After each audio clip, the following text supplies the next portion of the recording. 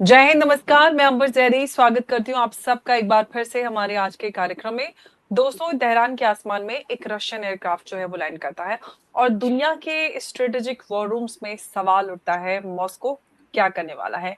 नाम टुपोलोव TU-214PU, call sign RST-420 और registration जो है वो RA-64531। जुलाई 13 को मॉस्को से उड़ान और अराउंड 10:10 पर सुबह इंडियन टाइम पर वो तेहरान में लैंडिंग करता है। मीडिया इसे रशिया का डूम्सडे प्लेन कह रही है और जो हेडलाइंस है उससे आगे की अगर हम बात समझने की यहाँ पर कोशिश करते हैं तो कई सारे जो बड़े सवाल हैं वो निकल कर आते हैं कि यानी कि ये कोई बॉम्बर नहीं है, ये मिसाइल लेकर तेहरान नहीं गया है, तो आखिर ये TU-214PU प्राइमरीली एक स्पेशलाइज्ड एयरबोर्न कमांड और हार्डन कम्युनिकेशन प्लेटफॉर्म है, यानी क्राइसिस के वक्त में secure communication, high level coordination और कमांड कनेक्टिविटी। टाइमिंग यहाँ पर मैटर करती है और अमेरिका और ईरान के बीच में जो फायर एक्सचेंज है, वेस्ट एशिया में मिलिट्री एस्केलेशन, हॉर्मुज पर कन्फ्रंटेशन और इसी वक्त में रशिया का highly specialised command aircraft Tehran में। कोइंसिडेंस कहें या फिर डिप्लोमेटिक मिशन। फॉरेन मिनिस्ट्री जो है उसके हिसाब से हम बात करते हैं, वो इस बात को रिपोर्ट करती है कि तेहरान विजिट के लिए एडवांस कम्युनिकेशन सपोर्ट को लेकर यहाँ पर सवाल उठता है। तो ये ईरान और जो रशिया है उसको एक साइलेंट स्ट्रेटेजिक सिग्नल दे रहा है, या कि हम ये कहेंगे Iran is not completely alone, ये इस पूरे उसमें से मैसेज निकल कर आता है। सवाल एयरक्राफ्ट के अंदर कौन है ये नहीं है, सवाल ये है कि एयरक्राफ्ट की कैपेबिलिटी तेहरान क्यों पहुंची, क्यों हम अगर इसको लेकर सवाल करें कि क्या रशिया ईरान के पॉलिटिकल लीडरशिप के साथ सिक्योर क्राइसिस कोऑर्डिनेशन जो है वो एस्टैब्लिश करने की बात कर रहा है, क्योंकि यहाँ पे जिस तरह से डेवलपमेंट सामने आ रहे हैं उसको लेकर यहाँ पे क्लियर सारी चीजें होती हुई नजर आ रही है पूरे इस क्राइसिस में कि रशिया जो है वो अपने आप को यहाँ पर अब फाइनली आकर इस पॉइंट पर क्लियर करता नजर आ रहा है। तो मॉस्को और यूएस ईरान का हम अगर ये पूरा वॉर देखते हैं तो उसको रिमोटली ऑब्जर्व करने से एक्टिव डिप्लोमेटिक मैनेजमेंट की तरफ पूरी तरह से शिफ्ट हो रहा है। क्या जो लेवरोव है वो तेहरान के जो सीज फायर है उसकी बात करने जा रहे हैं, या फिर रशिया जो है वो अपने स्ट्रेटेजिक इंटरेस्ट जो है वो प्रोटेक्ट करने की बात कर रहा है। और एक क्रिटिकल फैक्ट यहाँ पर है कि ये एयरक्राफ्ट जो है वो पहली बार तेहरान नहीं गया है। फरवरी में भी आप सबको याद होगा इसी तरह की रिपोर्ट सामने आई थी, TU-214PU तेहरान गया था और यूएस इजराइल स्ट्राइक जो है से उससे कुछ दिन पहले रिपोर्ट्स ने इस बात को हमें इस बात की सामने आई थी कि रशिया जो है, रशियन एनर्जी मिनिस्ट्री जो है वो इस बात, इनफैक्ट मिनिस्टर जो है वो इस विजिट के लिए उनसे लिंक किया गया। बाद में लेवरोव भी तेहरान गए थे। तो क्या जुलाई का पैटर्न फरवरी में रिपीट हो रहा है, एयरक्राफ्ट पहले और हाई लेवल जो डिप्लोमेसी है वो बाद में, या इस बार जो है वो स्टेज जो है वो ड्रामेटिकली जो है वो हाई हो चुके हैं। अमेरिका का जो यहाँ पे सवाल अमेरिका से होता है कि अगर रशिया तेहरान में सिक्योर कमांड लेवल जो है वो प्रेजेंस जो है वो डीपन करता है तो अमेरिका की ईरान स्ट्रेटेजी जो है वो किस तरह से बदल जाएगी। मॉस्को से ये सवाल है कि रशिया जो है मीडिएटर है, ईरान का स्ट्रेटेजिक पार्टनर है, या फिर अमेरिका को वेस्ट एशिया में स्ट्रेटेजिकली जो है वो स्ट्रेच करना चाहता है, क्योंकि दोनों की राइवलरी है वो हमारे सामने है। तो और यहाँ पर तेहरान से ये सवाल है कि क्या ईरान जो है वो रशियन सपोर्ट जो है वो रिसीव कर रहा है, या फिर रशिया अपने इन्फ्लुएंस और इंटरेस्ट को यहाँ पर सिक्योर कर रहा है। दोस्तों, मैं हूँ अंबर जैदी और आज सवाल डूम्सडे प्लेन के ड्रामेटिक नाम का नहीं है। सवाल है कि जब एक flying command post conflict zone की कैपिटल में लैंड करे तो क्या वो सिर्फ डेलीगेशन सपोर्ट होता है या फिर जियोपॉलिटिक्स का एयरबोर्न मैसेज। तो शुरू करते हैं आज की चर्चा और इस चर्चा में एक बार फिर से मेरे साथ मौजूद है उमेश अग्रवाल जी। जी, बहुत स्वागत है आपका। जय हिंद, नमस्कार। जय सिया राम अंबर जी। जय श्री राम। उमेश जी, TU-214PU तेहरान जाता है, इसके वहां पर भेजने का एग्जैक्ट ऑफिशियल पर्पस क्या माना जाए? कई सारे बड़े सवाल जिनको मैंने अभी उठाया भी है। देखिए अंबर जी, बहुत सारे डेवलपमेंट्स हो चुके हैं फ्रॉम फरवरी और अभी जुलाई के बीच में। सबसे पहले तो अमेरिका ने एक तरह से यूक्रेन को पेट्रियट मिसाइल सिस्टम्स की जो टेक्नोलॉजी है वो देने के लिए तैयार हो गया है, और यूक्रेन के अंदर ही इसका प्रोडक्शन होगा, जिसके कारण Ukraine will have the capability to strike deep inside Russia. अब रशिया को एक एक तरह से एग्जिस्टेंशियल क्राइसिस आ चुका है, वहां पर जो है क्रिटिकल एनर्जी इंफ्रास्ट्रक्चर को डैमेज किया जा रहा है। भारत से वो गैसोलीन इंपोर्ट कर रहा है, हालत वहां तक आ गई है। Russian economy is on a brink of disaster. अब उस समय आप देखिए कि जो ईरान जो है, जो अमेरिका कर रहा है, जो रशिया के जितने भी स्ट्रॉन्ग सपोर्टर्स है, उन सबको परेशान करता जा रहा है। सबसे पहले ईरान के ऊपर बात करते हैं। ईरान जो है, ईरान ने जो रशिया और यूक्रेन के बीच में जब वॉर चालू हुआ था, तब ईरान ने अपने शाही ड्रोन्स जो है वो रशिया को दिए थे, जिसका बहुत इफेक्टिवली डिप्लॉय हुआ है, रशिया ने किया है।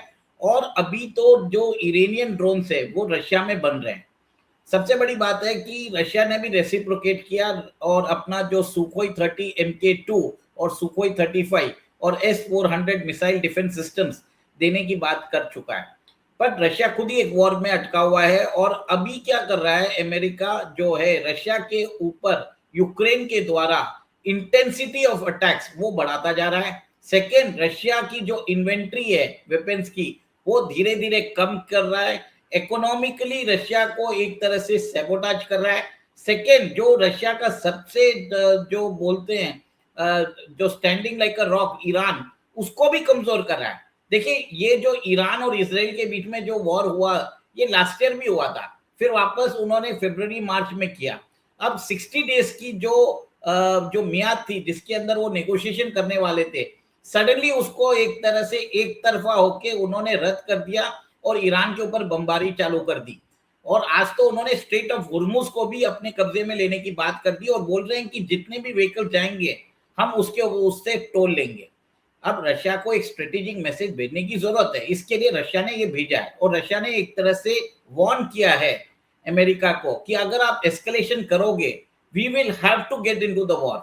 तो रशिया क्या करता है, कभी भी आप ये देखिए बहुत लेट, जब उसका जो रेस्पॉन्स आता है बहुत लेट होता है। वो अमेरिका जो जितनी भी उनकी जो शत्रु है उनको सारी चालें चलने के लिए वो अलाउ कर देता है। जब सब चीज उनके सामने खत्म हो जाता है तब रशिया जो है वो बहुत अटैक करता है। यूक्रेन में भी ऐसे ही किया है। सिमिलरली वो सारी सिचुएशन को वेट कर रहा है, वो अमेरिकन रिस्पॉन्स को देख रहा है, और उसी के हिसाब से उन्होंने अपना प्लेन भेजा है। और ये जो प्लेन है एक तरह से फ्लाइंग कमांड बोलते हैं। इनफैक्ट ये प्लेन है जो राष्ट्रपति पुतिन के साथ चलता है।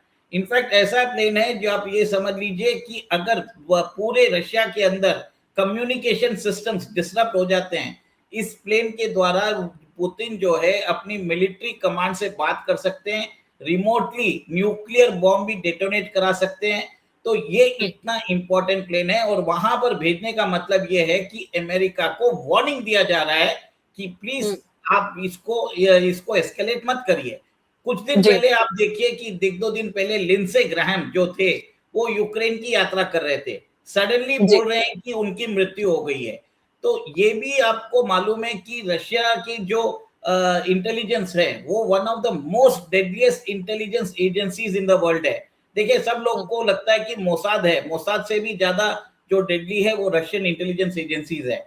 इसके लिए भी आप देखिए कि इससे रशिया जो है एक तरह से अपने जो फुटमार्क्स है वो बढ़ाता जा रहा है। अमेरिका को डायरेक्टली नहीं कर सकता है, पर इनडायरेक्टली जितना अगर वो चाहे नुकसान पहुंचा भी रहा है। और देखिए, लिंडसे ग्राहम वही है जिन्होंने भारत के ऊपर 500% टैरिफ लगाने की बात की, क्योंकि भारत रशियन ऑयल ले रहा था, और ऐसे ही वो वापस कोई सैंक्शंस वो इंडिया और चाइना के ऊपर लेके आने वाले थे, और इसी के ऊपर वो बात कर रहे थे यूक्रेन के साथ। अब रशिया का ये रिटेलिएशन है। अच्छा उमेश जी, मैं आपसे एक और सवाल इसी से जुड़ा हुआ पूछना चाहती हूँ कि क्या जो रशिया है यूएस ईरान एस्केलेशन में डायरेक्ट मिलिट्री इन्वॉल्वमेंट से बचकर कमांड लेवल डिप्लोमेटिक इन्फ्लुएंस बढ़ा रहा है? देखिए, मेरा ये मानना है कि रशिया जो है एक यूरेशियन जो एक्सिस है उसको तैयार कर रहा है, जिसमें Russia, China, Iran, north Korea और कुछ कंट्रीज, उन बेलारूस, इन सबको रख के वो अपना ही एक अलायंस बना रहा है। और इसके अंदर आप देखिए कि मेजर जो मेंबर्स उसके हैं वो ब्रिक्स के अंदर भी है।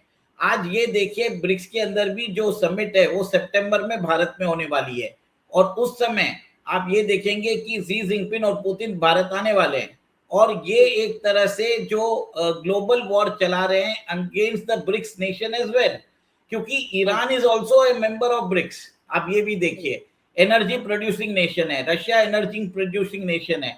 फिर आप देखिए दो बड़े कंज्यूमर जो है एनर्जी के, ईरान और इंडिया और चाइना, वो ब्रिक्स के अंदर है। अमेरिका ये पूरा जो कैलकुलस है उसको खत्म करना चाहता है, एनर्जी ट्रेड जो है वो डॉलर में करवाना चाहता है।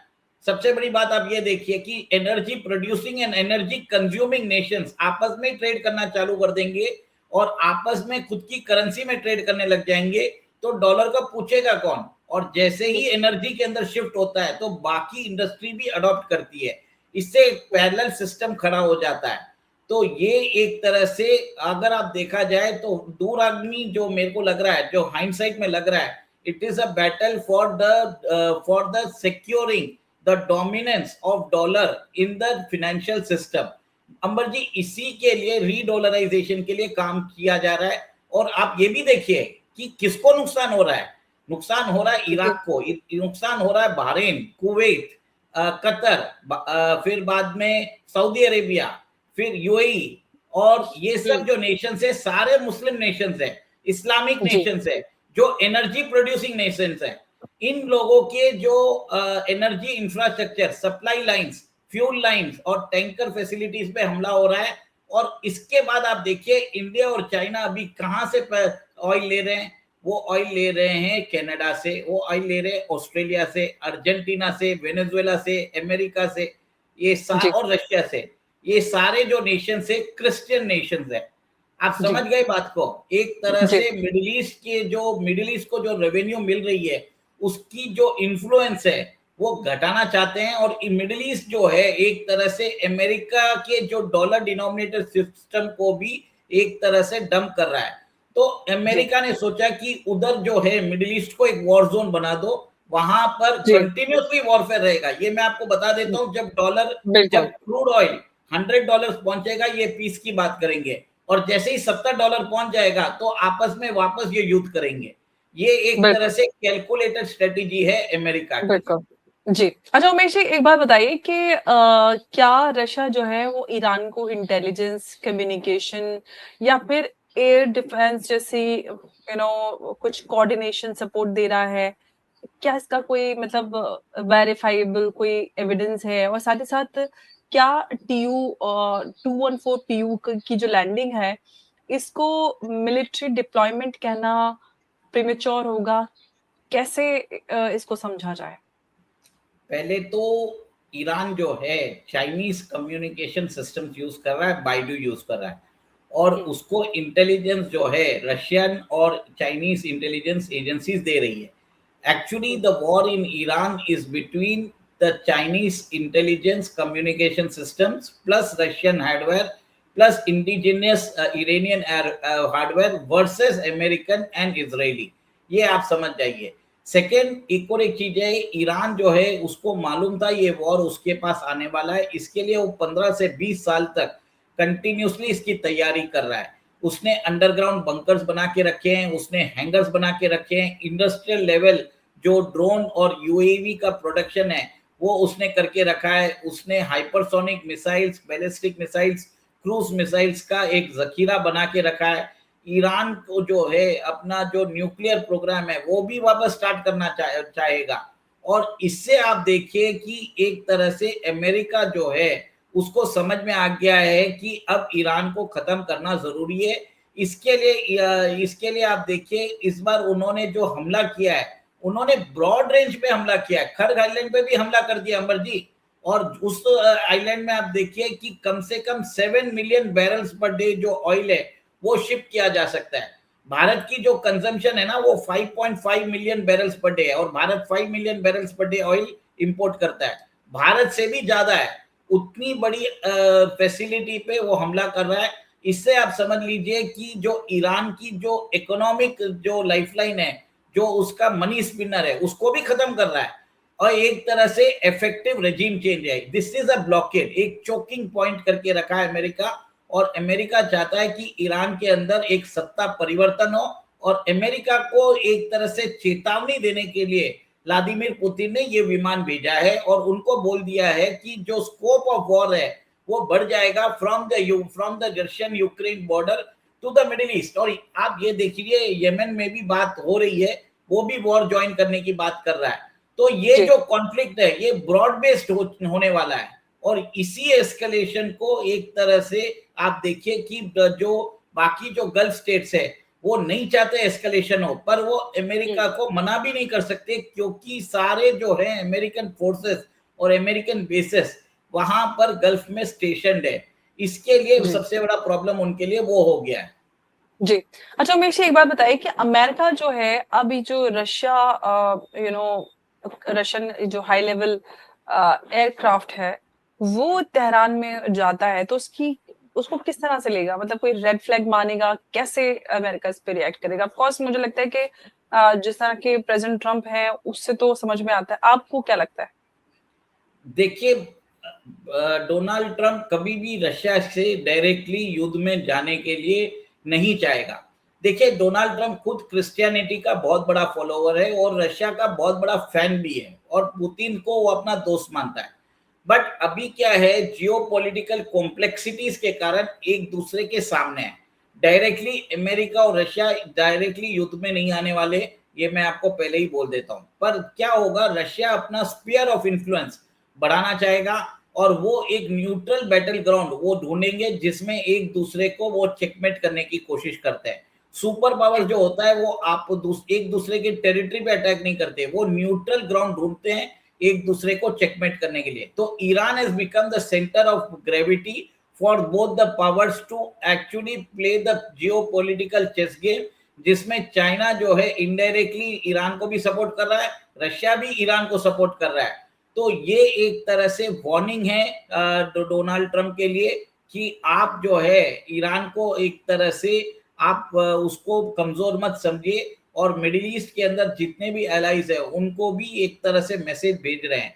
देखिए आपको ये भी समझना पड़ेगा कि रशिया जो है ओपेक प्लस का भी मेंबर है, और उसके अच्छे रिलेशन है सारे गल्फ जीसीसी मेंबर्स के साथ, चाइना के भी अच्छे रिलेशन है। तो ये एक तरह से जियोपॉलिटिक डायनामिक्स को मैनेज किया जा रहा है, जिसमें ऑयल प्राइस को भी जब 70 से नीचे आता है तब ये कोऑर्डिनेटेड तरीके से काम करते हैं, क्योंकि रशिया जो है सेकेंड लार्जेस्ट एक्सपोर्टर है ऑयल का, और सबको ऑयल का दाम ज्यादा चाहिए ताकि उनकी जो रेवेन्यू है वो कम ना हो सके, और रशिया को भी अपना वॉर फाइनेंस करना है। तो ये एक तरह से कोलैबोरेशन भी है, कंपटीशन भी है। कुछ महीनों में आपको लगेगा कि अब कंपटीशन कर रहे हैं और कहीं पे कोलैबोरेशन हो रहा है। तो ये दोनों चीज चल रही है अंबर जी। ये एक तरह से आप समझ लीजिए किसी भी कॉमन पर्सन को समझना भी मुश्किल पड़ रहा है। जैसे मैंने आपको बताया था कि कैसे इस्लामिक देशों के जो एनर्जी इंफ्रास्ट्रक्चर फैसिलिटीज है उसको उसके ऊपर एक तरह से हमला करके उनकी जो रिलायबिलिटी है, देखिए आज जैसे इंडिया रहती है, इंडिया चाहता है कि उसको एश्योर्ड सप्लाई मिले, कतर उसको गैस देने के लिए तैयार है। पर अगर वॉर होता रहा तो इंडिया क्या करेगा, वो इंडिया लेगा गैस, लेगा कनाडा से, वो लेगा ऑस्ट्रेलिया से। तो डाइवर्सिफिकेशन ऑफ सप्लाई हो गया ना, और वहां से अगर कंटिन्यूस सप्लाई मिलता रहा तो कतर बाद में आएगा तब देखेगा इंडिया। नुकसान किसको हुआ है? नुकसान हुआ है इस्लामिक देशों को, फायदा किसको हुआ है? एंग्लोस्फियर और क्रिश्चियन नेशंस को। ये जो एंगल है कोई भी समझ नहीं पा रहा है, और ईरान जो है अमेरिका के चक्रव्यूह में फंस चुका है।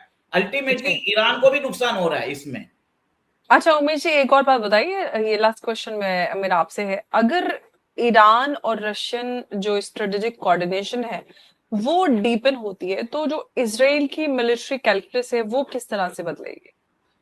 देखिए मैं आपको सीरियसली बोलता हूं, जिस दिन अगर रशिया के वेपन सिस्टम्स या S-500 या उसके डायरेक्ट अगर कोई ट्रूप्स ईरान के अंदर आ जाएंगे, सारा जो मिडिल ईस्ट के अंदर उसी दिन आप मैं बता देता हूं एक तरह से युद्ध विराम हो जाएगा। युद्ध विराम हो जाएगा तो तेल के दाम जो है, जो अभी $80 है, वो $50-40 तक पहुंच जाएंगे। नुकसान किसको है? अमेरिका को है, नुकसान रशिया को है, सारे ओपेक कंट्रीज को है। तो ये एक तरह से जियो पॉलिटिकल कॉम्प्लेक्सिटी भी है कि उनको ऑयल को 3 डिजिट पर भी रखना है। तो ये कोऑर्डिनेटेड गेम चल रहा है सबका।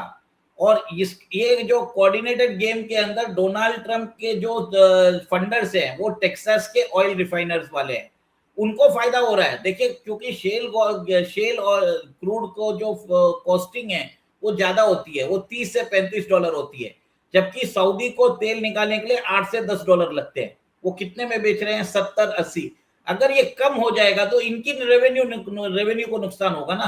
तो ये एक तरह से मेरा ये मानना है कि ऑयल के दाम जो है 3 डिजिट तक रखने के लिए एक तरह से कवायद चल रही है, कॉम्प्लेक्स मैनेजमेंट हो रहा है। जी, तो TU 214 PU की तेहरान लैंडिंग को वर्ल्ड वॉर 3 का प्रूफ कहना ये रिस्पॉन्सिबल होगा, और इसे एक रूटीन फ्लाइट कहकर इग्नोर करना भी स्ट्रेटेजिकली नाइव इसको कह सकते हैं। लेकिन फैक्ट ये है कि 13 जुलाई को रशिया के specialised airborne command and communication aircraft जो है वो तेहरान लैंड हुआ, और फैक्ट ये भी है कि इसका एग्जैक्ट मिशन जो है वो पब्लिकली डिक्लेयर्ड नहीं हुआ है, और अवेलेबल ट्रेवल पैटर्न जो है वो सजेस्ट करता है कि aircraft high level Russian delegation और सिक्योर कम्युनिकेशन जो है उस सपोर्ट के साथ ऑपरेट करता है। इसीलिए हमको स्पेकुलेशन और सिग्नल जो है उनके बीच जो है एक लाइन मेंटेन करनी होती। हम ये नहीं कह सकते कि जो रशिया है वो वॉर में एंटर कर रहा है, लेकिन हम ये भी नहीं कह सकते कि कोई हम इस तरह इस चीज को प्रूव कर ही नहीं सकते कि जो ईरान है और रशिया है उनके बीच में कोई न्यूक्लियर कमांड सपोर्ट नहीं दे रहा है या दे रहा है। अभी इस बात की भी कोई क्लैरिटी नहीं, लेकिन हमारे पास एक सवाल है और ये सवाल हम जरूर पूछ सकते हैं कि why is aircraft, why Tehran, why now. और क्योंकि ये जो जियोपॉलिटिक्स में हम टाइमिंग की बहुत बात करते हैं, और टाइमिंग यहाँ पर एक्सीडेंटल तो नहीं मानी जा सकती, और स्पेशली जब अमेरिका और ईरान फायर जो है वो एक्सचेंज कर रहे हो, तो वेस्ट एशिया का जो स्ट्रेटेजिक आर्किटेक्चर है वो अब जो है वो पूरी तरह से प्रेशर में जरूर आ सकता है। रशिया के पास एक चॉइस है, मीडिएटर बनना, ईरान का स्ट्रेटेजिक बैकर बनना, या फिर ये कहें कि क्राइसिस को अमेरिका के अगेंस्ट जियोपॉलिटिकल एक लेवरेज बनाना। अमेरिका के पास भी चॉइस है, रशियन प्रेजेंस को डिटरेंट सिग्नल समझ के या फिर उसको चैलेंज, और ईरान के लिए सवाल है कि रशिया का जो सपोर्ट है वो सॉवरेनिटी को प्रोटेक्ट करेगा या फिर तेहरान और मॉस्को के स्ट्रेटेजिक ऑर्बिट में एक और पूरी तरह से डीपली पुल करेगा। दोस्तों, मैं उमर जैदी, और दुनिया जो है वो इसको डूम्सडे प्लेन के नाम से बुला रही है या फिर इसको उस तरह से देख रही है। मैं प्लेन नहीं बल्कि यहाँ पर एक पैटर्न देख रही हूँ। फरवरी में तेहरान फ्लाइट आती है, फिर हाई लेवल रशियन एंगेजमेंट होती है, फिर जुलाई में भी हम देखते हैं कि तेहरान फ्लाइट आती है और लेवरोव की विजिट जो है वो कंफर्म हो जाती है। तो इसी बीच में हमें वॉर नजर आती है, और सवाल इतना है कि रशिया तेहरान में शांति की हॉटलाइन एक्टिव कर रहा है या फिर पावर पॉलिटिक्स का कमांड सेंटर। ये थोड़े ही समय में हमें पता चल जाएगा। मुझे बहुत धन्यवाद इस चर्चा में हमारे साथ जुड़ने के लिए। नमस्कार, जय हिंद, जय भारत। जय सिया राम। जय श्री राम। मुझे बहुत धन्यवाद।